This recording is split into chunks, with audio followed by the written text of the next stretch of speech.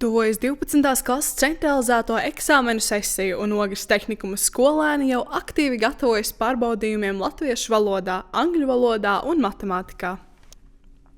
Tikmēr publiskot arī iepriekšējā mācību gada eksāmenu rezultāti. Ogres tehnikumā augstākie rezultāti sasniegti angļu valodā, kur optimālā līmeņa eksāmena vidējais vērtējums bija 56,1%. Latviešu valodā vidējais rezultāts sasniedz 48,3%, bet matemātikā skolēniem veicās grūtāk. Optimālā līmeņa eksāmena vidējais rezultāts bija 26,2%. Manuprāt, es neesmu pietiekami sagatavota šī gada eksāmeniem. Es nezinu, vai tas ir iemesls skolotāji, vai tas ir tieši mans personīgais viedoklis par to, kā es uztveru mācīšanās procesu, bet katrā ziņā es nejūtos gatava. Es uzskatu to, ka es kā kuram eksāmenam esmu gatavs. Angļu valodas eksāmeniem es teiktu, ka esmu diezgan gatavs. Latviešu valodas un matemātikas eksāmeniem nepārāk. Skolotāji atzīst, ka lielākais izaicinājums skolēniem joprojām ir matemātika, ko skaidro ar to, ka tehnikumā gan matemātikas, gan citu vispār izglītojošo stundu skaits ir mazāks nekā vidusskolās un ģimnāzijās. Gatavošanās eksāmeniem sākas 2. semestra sākumā. Arī Valsts izglītības attīstības aģentūra sniedz iespēju papildus sagatavoties gaidāmajai eksāmenu sesijai, piedāvājot skolēniem un skolotājiem konsultācijas, metodiskos materiālus un tiešsaistes seminārus. Iespējams, jā. Protams, es domāju, ka katrs skolotājs, vispār izglītojošos stundu skolotājs, piekritīs tam, ka vienmēr ir nepieciešami pēc papildus stundām. Iespējams, varbūt varētu viņus iekļaut kā papildus, kā izlīdzinošais kurs, es domāju. Jo šāda ideja jau sākotnēji bija pavīdējusi, ka skolniekiem, kuriem rada problēmas tādas pamatlietu apgūšanā, jā, ka viņiem ir paredzēts papildus stundas. Iespējams, kā fakultatīva veidā norāda atbilstoši, kur ir vājākie posmi, un šos te posmus aicina papildus veltīt laiku matemātikas apguvei. Es nezinu, kā ir ar pārējiem priekšmetiem, bet es domāju, ka tas būtu ļoti vērtīgi mūsu skolēniem tehnikumā. Skolotāji izmanto dažādas sagatavošanās metodes.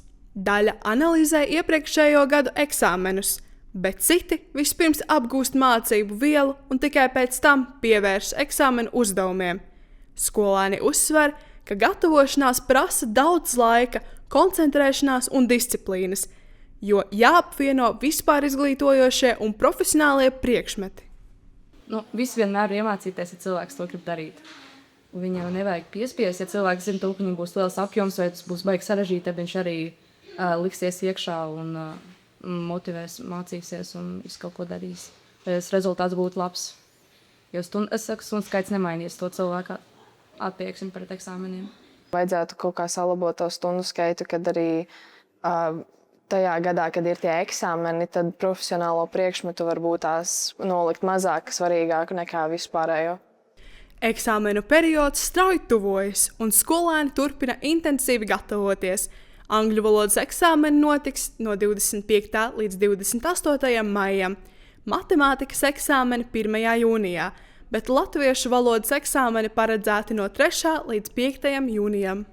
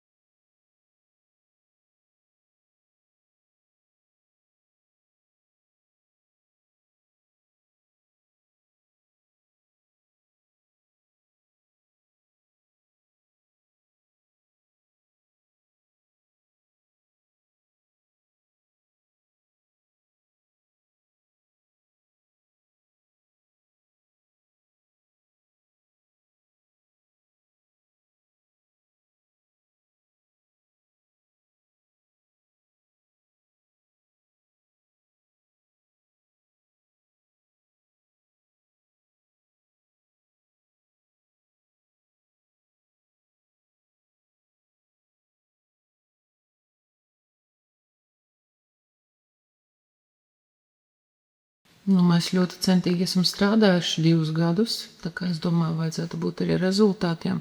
Šobrīd ir ļoti paredzēts ļoti daudz konsultācijas, kuras viņa arī šobrīd arī centīgi ļoti apmeklē. Es domāju, ka rezultātam vajadzētu būt.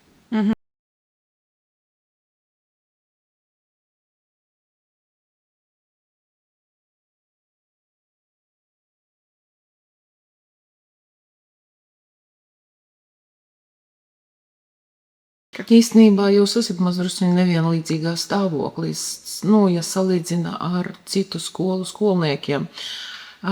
Matemātika ir privileģētā situācijā, jo mums tomēr ir līmeņu izvēle matemātikas vispār, vidējās izglītības apguvēji. Jā, mums ir 3 līmeņu eksāmeni, kurus skolnieki var izvēlēties atbilstoši savai apgūstamai profesijai. Es pieņemu, ka latviešu valodā tādas izvēles nav, līdz ar to tur ir sarežģītāka situācija. Matemātikā nē. Vispārīgais līmenis jau ir pietiekoši atvieglots, tā kā es domāju, ka ne. It īpaši, ja jaunieši domā studēt augstskolās, ļoti atviegloto procesu arī nevajag, jā, jo ir bijušas situācijas, kad, ja skolnieks izdomā turpināt izglītošanos, tas zemākais līmenis, diemžēl, neļauj pilnvērtīgi apgūt augstākā līmenī matemātiku pēc tehnikuma beigšanas. Ja?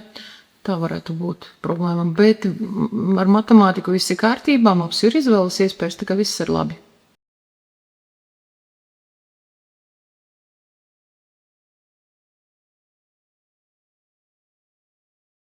Manuprāt, tas varētu palīdzēt. Tomēr es zinu, daudzi studenti nevēlētos iet uz šīm daudzajām stundām. Tāpēc tas būtu tāds 50 uz 50 jautājums, vai tas tiešām tā palīdzētu.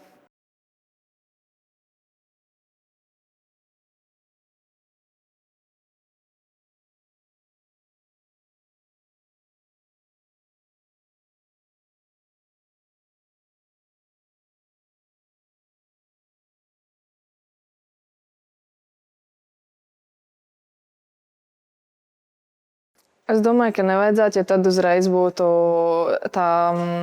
varbūt tā diskriminācija, to, ka tehnikuma audzēkņi ir mazāk varbūt tās sagatavot eksāmeniem, un tad līdz ar to rastos kaut kādas nesaskaņas ar citām skolām.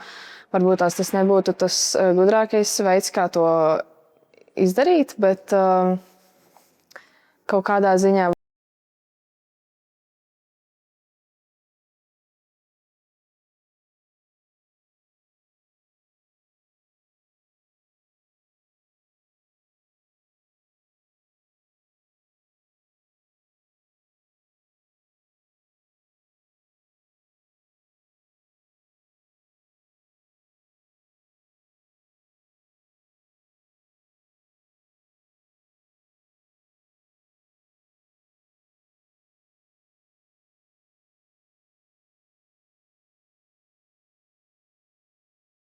Daļai jā un daļai nē. Man liekas, vienmēr var būt vairāk sagatavota, bet to, ko skola dod un skolotājs palīdz, tas, man liekas, ir pietiekami. Kā kur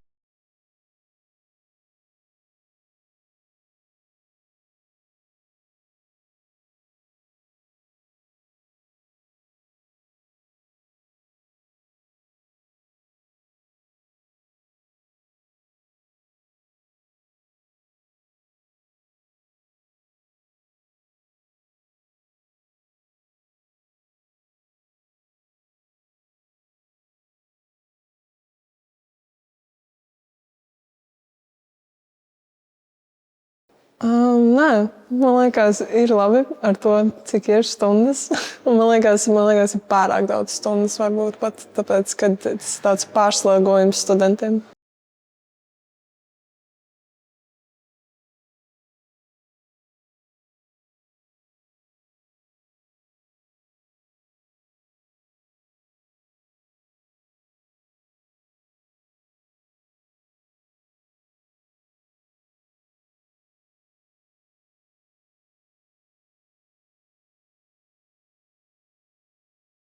Man liekas, ka tieši tehnikuma studentiem vajadzētu bišķiņ vieglākus eksāmenus dot, tāpēc, ka mums nav tik bieži tie mācību priekšmeti kā matemātika, latviešu valoda, angļu valoda, lai mēs tā kā pilnībā sagatavotos un vēl tiktu līdzi profesionāliem priekšmetiem. Jā, super, paldies!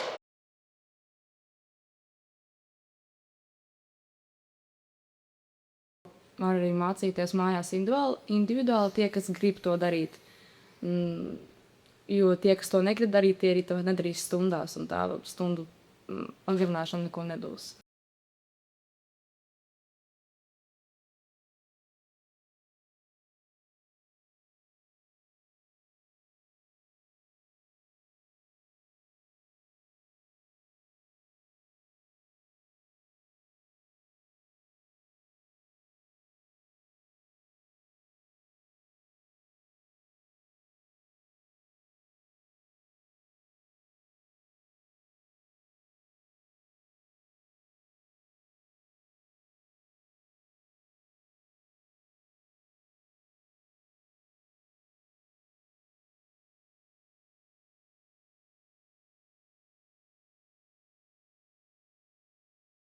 Kā kuram eksāmenam? Angļu valodas eksāmeniem es teiktu, ka jā, latviešu valodas un matemātikas eksāmeniem nepārāk.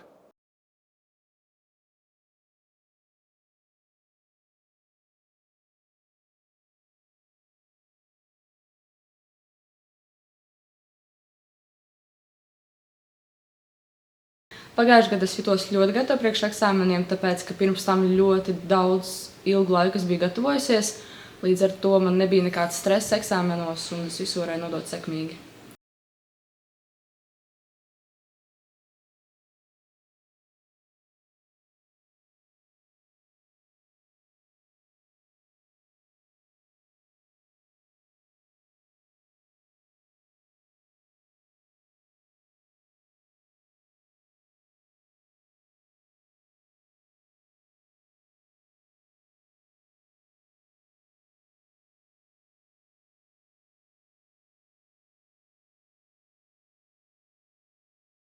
Es uzskatu to, ka vajadzētu, jo mēs nespējam iziet cauri vairākām tēmām dažreiz, un ļoti daudz stundas jūtās tā, it kā mēs skrienam pa ātru.